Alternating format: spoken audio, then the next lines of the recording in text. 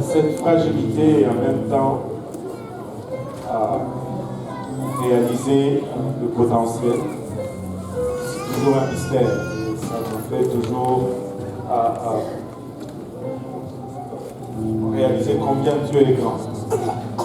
Quand on voit autant de fragilité, mais autant de potentiel, savoir que nous tous, nous sommes passés par là. Et aujourd'hui, c'est un privilège et un honneur que dédier de la part de Cynthia Sengo, on va dédier Kiel Victor aujourd'hui. Je voudrais juste dire certaines choses avant de le présenter en dédicace au Seigneur. La première des choses que je voudrais dire, c'est que, comme vous l'avez déjà constaté, nous n'allons pas le baptiser. Nous ne baptisons pas de bébé dans cette église. Nous n'avons pas cette coutume. Et non plus l'église du Seigneur n'avait cette coutume. Parce qu'il y a deux choses qui sont requises avant le baptême. La première des choses, c'est la croyance. La Bible nous dit prêcher la bonne nouvelle à toute créature, celui qui croit et qui sera baptisé sera sauvé. Or, peu importe nos habilités, nous ne pouvons pas vraiment amener rien à croire. On est encore trop jeune pour croire. La deuxième des choses qui est nécessaire, c'est la repentance. La Bible nous dit, repentez-vous et que chacun de vous soit baptisé au nom de Jésus-Christ pour le pardon de vos péchés. Et peu importe comment est ardent notre prédication, nous ne pouvons pas prêcher de l'Apocalypse et toutes les choses horribles qui viennent à la fin. Mais Ariel est trop jeune pour se repentir, il ne va pas se repentir. Néanmoins, nous pouvons le présenter en dédicace au Seigneur et cela est biblique. Le premier exemple de cela, nous le voyons dans le livre de Samuel, alors que Anne, qui était stérile, après avoir demandé au Seigneur de lui faire grâce à enfanter Samuel, dans 1 Samuel, le premier chapitre, verset 24 à 28, la Bible nous dit, quand elle eut, c'est vrai, elle fit monter avec elle, elle prit 3 taureaux, un épha de farine, une outre de vin, et le mena dans la maison de l'Éternel à Silo. L'enfant était encore tout jeune, ils égorgèrent les taureaux et conduisirent l'enfant. Et Anne dit, mon Seigneur, pardon, aussi vrai que ton âme vive. Mon Seigneur, je suis cette femme qui me tenait ici près de toi pour prier l'Éternel. C'était pour cet enfant que je priais, l'Éternel a exaucé la prière que je lui ai adressée. Si je veux le prêter à l'Éternel, il sera toute sa vie prêté à l'Éternel et il se prosternèrent là, devant l'Éternel. L'Ancien Testament nous donne le premier exemple. Le Nouveau Testament aussi mentionne cette pratique dans le livre de Luc, 2e chapitre. La Bible nous dit le 8e jour auquel l'enfant devait être circoncis. Là on parle de notre Seigneur Jésus-Christ. Étant arrivé, on lui donna le nom de Jésus, nom qu'avait indiqué l'ange avant qu'il fût conçu dans le sein de sa mère. Et quand les jours de leur purification furent accomplis selon la loi de Moïse, Joseph et Marie le portèrent à Jérusalem pour le présenter au Seigneur. Si nous sortons verset 25, la Bible nous dit, voici, il y avait à Jérusalem un homme appelé Siméon. Cet homme était juste et pieux. Il attendait la consolation d'Israël et l'Esprit Saint était sur lui. Verset 28 nous dit, il reçut dans ses bras, bénit Dieu et dit, maintenant Seigneur, tu laisses ton serviteur s'en aller en paix selon ta parole, car mes yeux ont vu ton salut. Même le Seigneur lui-même a été présenté en dédicace au Seigneur. Les enfants sont un don de la part de Dieu, mais comme tout don que nous recevons de la part de Dieu, il vient toujours avec une responsabilité. Un jour, le Seigneur va nous demander des comptes de ce que nous avons fait, de ce don de vie qu'il nous a confié. Une de nos responsabilités, c'est d'élever ces enfants selon les voies de l'Éternel. La Bible nous dit dans le livre de Proverbes 22, verset 6, instruis l'enfant selon la voie qu'il doit suivre, et quand il sera vieux, il ne s'en détournera pas. La Bible nous dit instruis l'enfant selon la voie qu'il doit suivre. La Bible ne nous dit pas donne des choix à l'enfant selon ce qu'il voudrait suivre.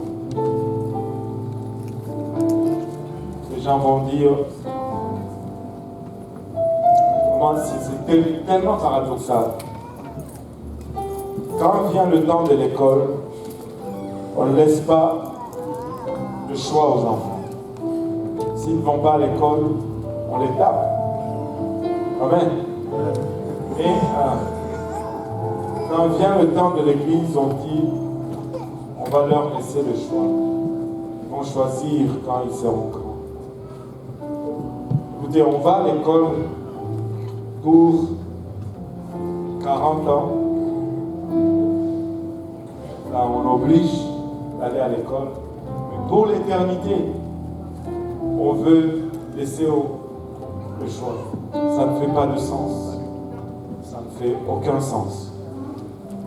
Vous savez, pas Moïse, mais Abraham a été considéré auprès de Dieu juste pour une raison. Genèse 18, 19.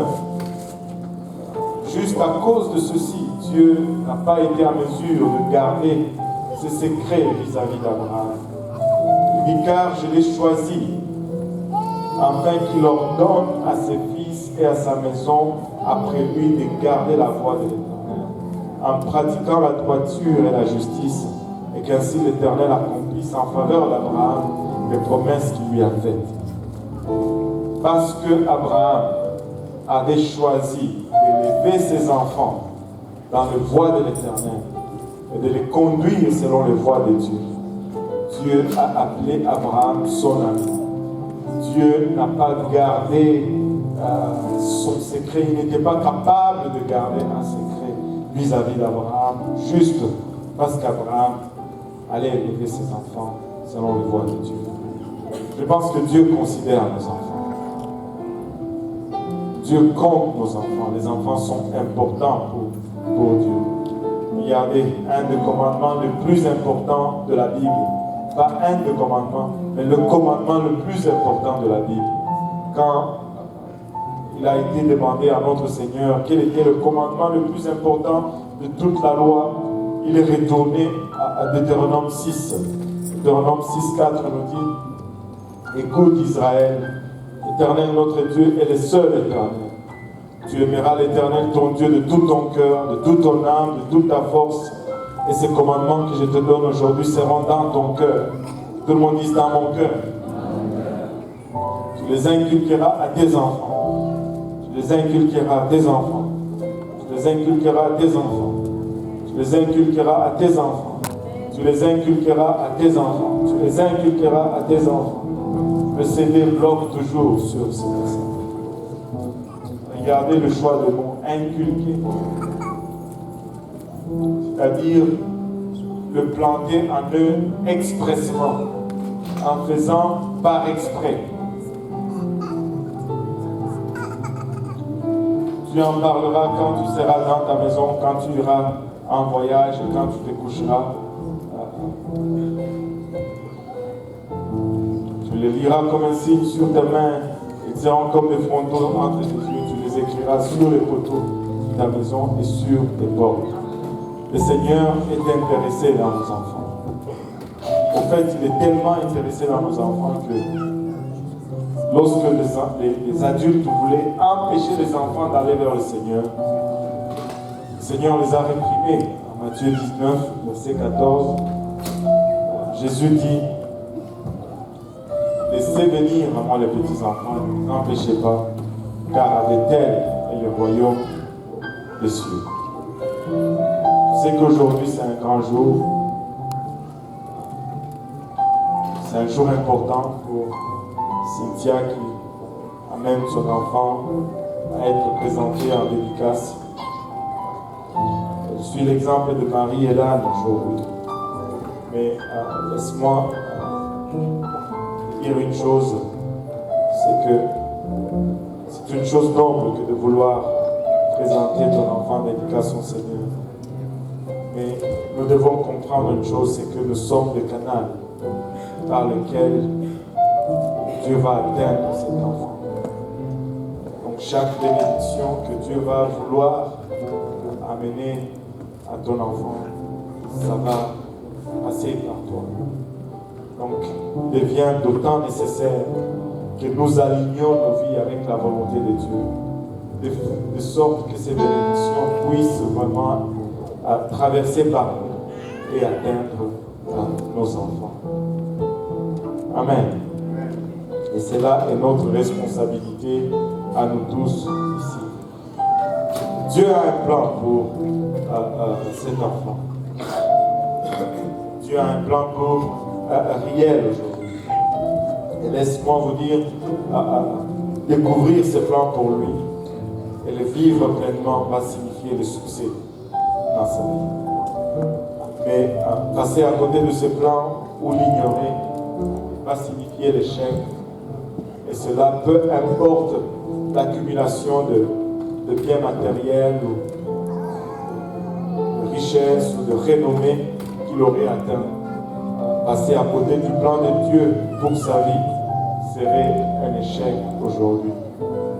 Nous allons maintenant nous lever tous ensemble et nous allons prier et nous allons présenter Riel en dédicace au Seigneur aujourd'hui. Et pendant que les confrères vont prier pour la sœur Cynthia.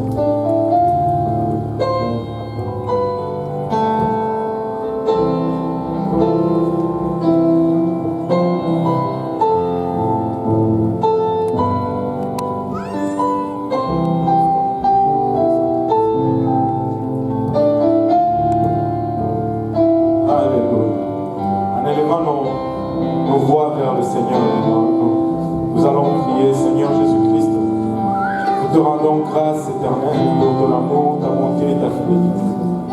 Te remercions éternel pour le privilège que nous avons de tenir encore dans notre vie fragile, Seigneur. Papa, en ce début de sa vie, nous venons présenter Riel, tes corps. Papa, par le bras de la foi devant ton trône de gloire, nous prions que tu te souviennes de lui, ô Éternel. Et avant toute chose, nous voulons prier, Seigneur, que tu nous aides tous ensemble ici. Pas la famille, les amis, les parrains, tous ensemble, Seigneur. Afin que nous puissions arranger nos vies, Papa. Afin que nos vies soient en accord avec ta parole et que nous puissions servir d'exemple à Riel, Seigneur Jésus-Christ. Nous prions que nos demeures soient formées de sorte que, par les cantiques et les louanges que nous entendons, c'est un honneur et un gloire pour ton nom, Seigneur. Que ton nom dans nos maisons soit considéré avec beaucoup d'estime, Seigneur Jésus. Et que cela puisse servir de cadre propice pour la croissance de Riel aujourd'hui. Père, alors qu'il est encore trop jeune pour comprendre les choses spirituelles, nous prions que tu le couvres, Papa, que tu le protèges. Que tu protèges ses sorties et ses retours, Seigneur. Papa, que tu le couvres de ton sang précieux, Seigneur. Tu le protèges de toute embûche, de tout accident, de toute maladie, Seigneur. Papa, il est trop jeune pour comprendre les choses spirituelles, Seigneur. Et alors qu'il grandit, Seigneur, nous prions qu'il puisse grandir dans la crainte de ton nom et dans l'amour de ta parole, Seigneur. Lorsqu'il va arriver à l'âge de la compréhension, Père, nous prions qu'il puisse entendre l'évangile, y croire, y obéir, se repentir de ses péchés, Seigneur. Se faire baptiser en ton nom précieux et rempli du Saint-Esprit et vivre pour toi, Seigneur Jésus-Christ. Papa, mais d'ici là, Seigneur, vu qu'il est trop jeune pour comprendre toutes ces choses, nous prions que tu assignes un ange pour veiller sur lui, Seigneur, et le protéger, Seigneur, de la rachète. Toute mauvaise influence jusqu'à ce qu'il arrive à l'âge de la compréhension, Papa. À cela, nous le dédions et nous le consacrons à toi aujourd'hui. Nous prions tout ceci dans le nom de Jésus. Nous disons tous au nom de Jésus. Nous disons tous au nom de Jésus. Alléluia, mettons nos mains pour le Seigneur.